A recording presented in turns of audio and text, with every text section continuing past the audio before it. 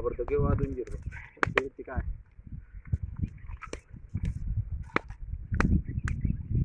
Oke bu, diam jelas, maju. Orang mati asik bisa.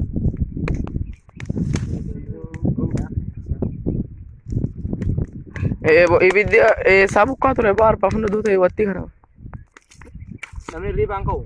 urwana ilake ibiddo abukas tunjir ibiddo manamne bukis Walaki. Wallahi gini. aboru kaya dume ban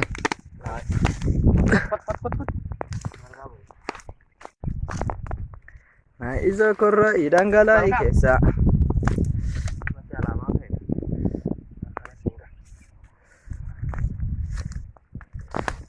ani bisa